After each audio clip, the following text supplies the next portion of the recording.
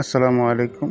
সুপ্রিয় দর্শক বন্ধুরা, আসুন আমরা আমাদের বাড়ির আশেপাশে যে খালি জায়গাটুকু রয়েছে সেখানে আমরা বিভিন্ন ধরনের শাকসবজি, ফলমূল লাগাই এবং কীটনাশক মুক্ত সবজি খাই।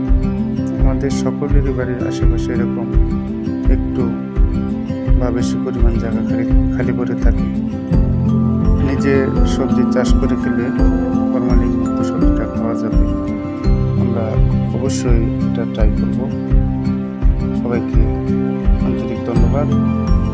আমরা ওই কাজটা করবো ইনশাআল্লাহ। আসসালামু আলাইকুম।